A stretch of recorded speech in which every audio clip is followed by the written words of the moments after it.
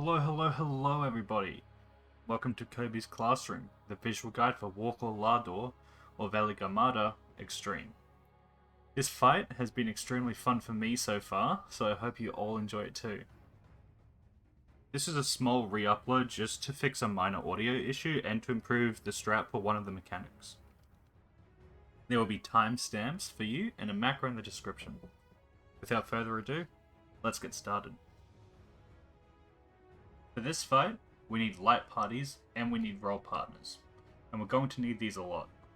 In addition, Veligarmata has 3 special abilities that you'll probably recognize from normal mode.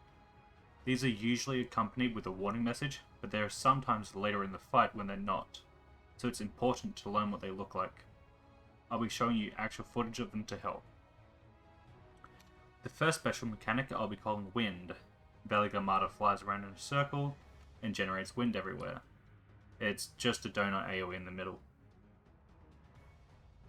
The second one I'll be referring to as Beak.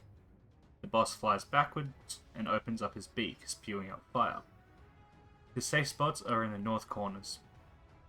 Finally, we get Strength, where Veligarmata starts glowing and hovering above the arena, crashing down in a large AoE that covers max melee range, so don't greet it.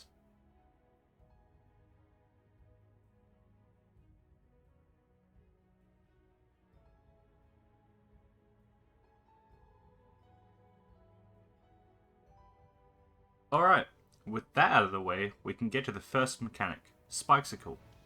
Veligarmata telegraphs 10 curved lines. These spawn in the same one pattern, but it can be flipped horizontally. We just deal with it in the exact same way. After the second telegraph shows, we go to the side it was on, or opposite the first telegraph, and we just sit here until all the telegraphs are finished. When the actual lines go off, they leave these icy orbs along their path. These will explode later.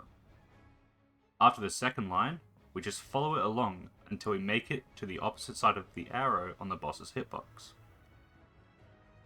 After the second orb explodes, we can actually just sit at the back of the arrow on the boss's hitbox, and we're completely safe from everything else.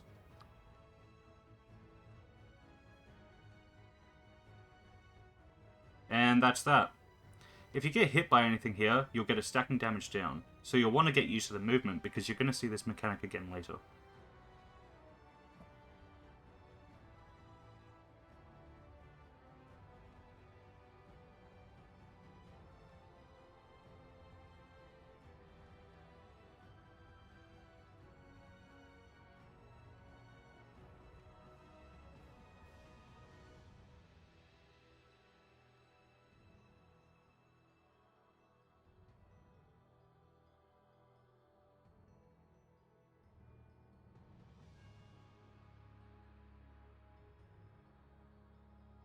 Now we have the first cast of Skyruin.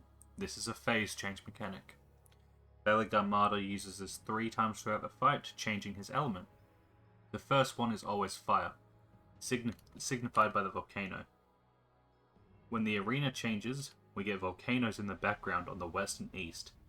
These are very important. Tri-Scourge will give everyone some debuffs. First, we have ice debuffs. One role group will have a shorter timer than the other. Everyone gets a lightning debuff, and the 2 healers get fire debuffs. I'll explain what these do later when they start to resolve. One of the volcanoes on the west or east will begin to erupt, and we get a warning about it. We want to stack up on the opposite side as we'll get 3 sets of small baited AoEs.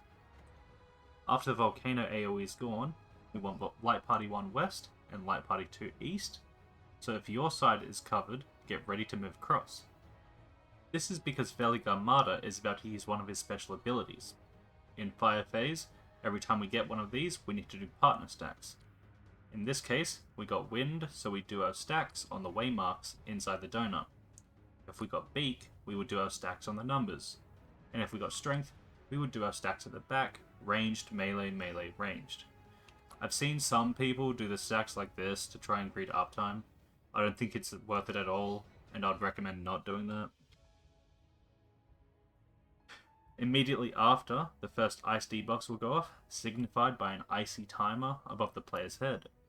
When this goes off, the players need to keep moving for 2 or 3 seconds or they'll be frozen in an ice jail.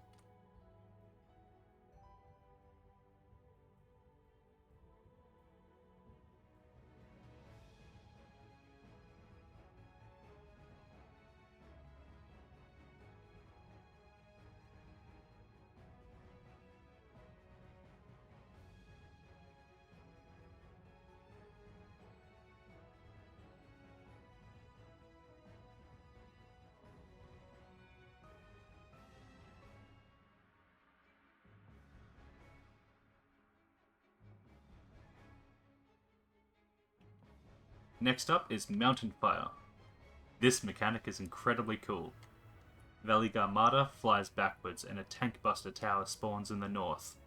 The tanks need to alternate soaking this tower, so main tank soaks, then off tank, then main tank. This happens 6 times. At the same time, Veligarmata will be breathing fire from one of 3 positions, and we need to stand behind the tank to avoid it. The safe spots for this will always be A, B, or middle.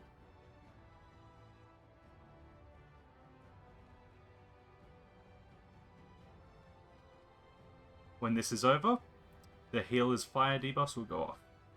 These are light party stacks. We start on the C and D wave marks and move up, dropping the lingering puddles. Then we get the second set of ice, and we just deal with it the exact same way.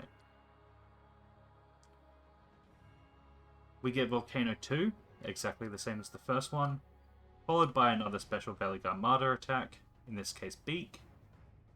Then the lightning debuff goes off. These are just spread AoEs, they're not too big, just be careful. Disaster Zone is a raid wide that finishes fire phase and transitions the arena back to normal.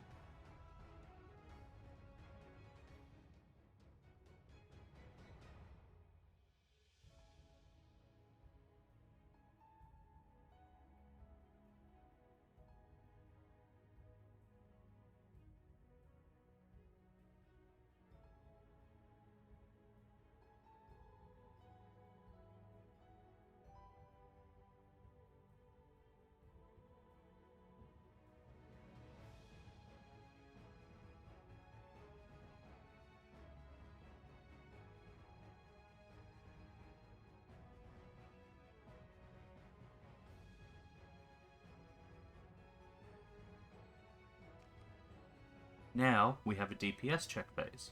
It's not too hard on the DPS, but the healing emitter is rough. We get 3 beacons that need to be killed. We send Light Party 1 west and Light Party 2 east to destroy these ones first. The support in each group will be targeted with a line stack. Have the tanks in front to soak the most damage. At the same time, the boss is doing conal cleaves that alternate the places they hit. Just hop over the line to keep in melee range, and then meet in the middle to destroy the last beacon when your group is finished.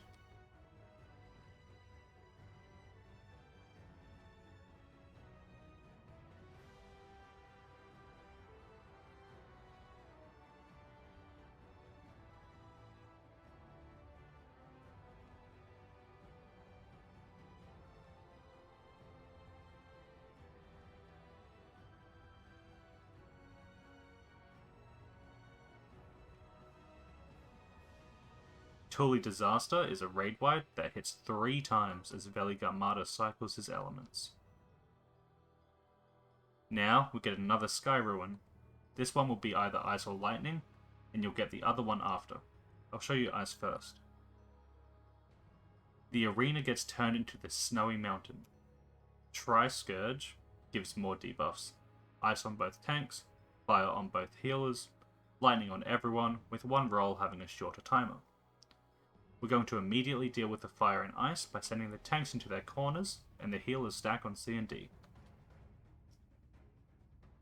Afterwards, we get an Avalanche from the southeast or southwest, and Armada will start to prep a special attack.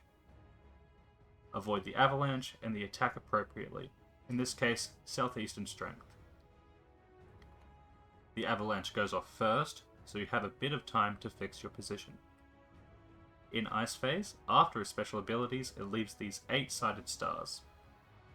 These are always in the same pattern, just flipped horizontally, and the safe spot is always in the same spot, either northwest of A or northeast of B, whichever side doesn't have the star in front of it, so B here. The first lightning goes off, just spread.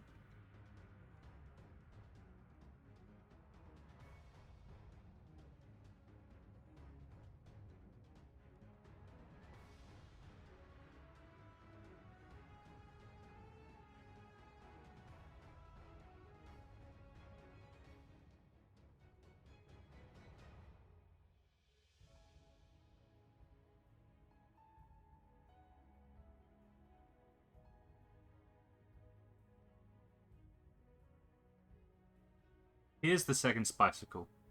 I'm not going to show the whole thing again, we avoid it in the exact same way as we did before. Around the time of the 5th line, we get an Avalanche notification. Just avoid it while dodging the orbs.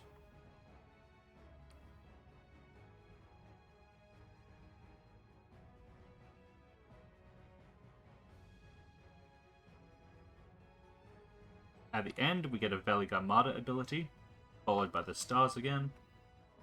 Safe spot northwest in this case. We get another Avalanche and freezing dust. You need to keep moving at the end of this cast bar or you'll be frozen.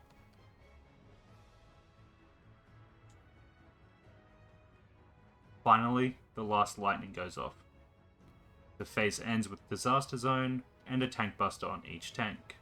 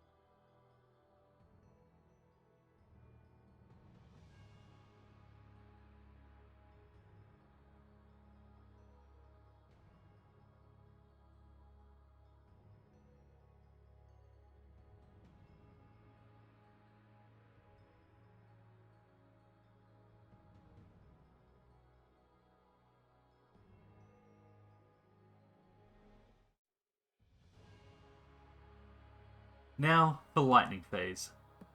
The arena changes into this platform. The glowing blue tiles will make you hover. Tri-Scourge again gives debuffs. Lightning and ice on everyone.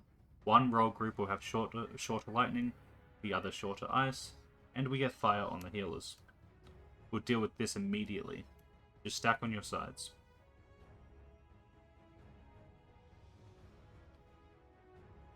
Hail of Feathers will drop 6 proximity AoEs that leave feathers on the normal tiles. It will also start east or west.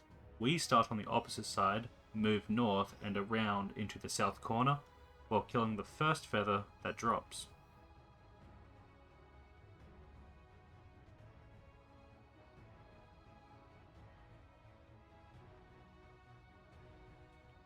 By the time the boss starts casting Blighted Bolt, the feather will hopefully be dead. Any living feathers will explode in an AoE, and Armada will attack anything hovering, leaving only one safe spot. We'll get our first set of the Ice and Lightning. We handle this in our partner corners. Ice needs to be in the air or they'll be frozen. The ice can't be too close to each other or they'll tether and explode. Lightning needs to be grounded. The AoEs are a bit bigger this time, so you gotta be careful.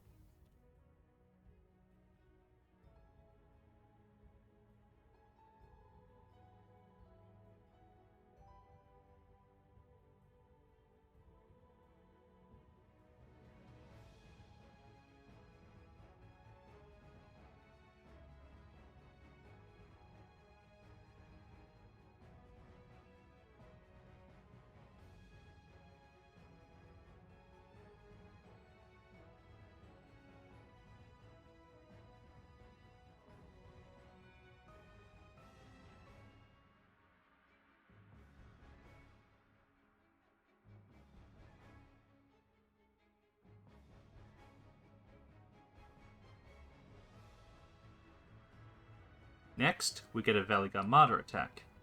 In Lightning phase, he'll drop baited AoEs under each player, so be ready to move out. It's basically just twisters. Thunderous Breath spawns lightning portals on the west and the east, which will shoot a line AoE leaving one row safe. You need to be on a blue tile in that row. We get our second Ice and Lightning that we deal with the same way, and our second Valigarmada attack. Here, we got Strength. Remember the baited AoEs. Disaster Zone ends the phase, reverting the arena.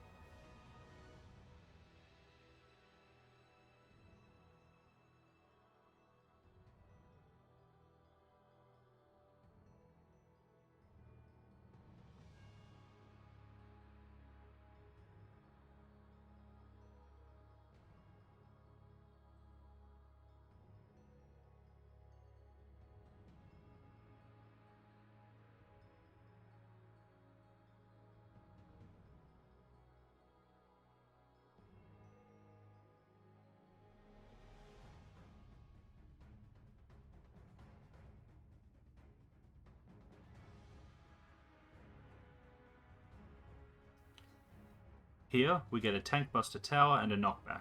Just use your Knockback immune and soak the tower. And that's it. That's pretty much the fight. We get a raid-wide Wrath Unfurled, then another set of Mountain Fire, and finally, 3 more Tuli Disaster raid-wides, with the last one being Enrage. I hope you all enjoyed this fight as much as I do. I'm really looking forward to what else they have in store this expansion with the Savage raids. You can leave a like, you can leave a comment, you can subscribe if you like, and I'll see you all in the next one. Peace.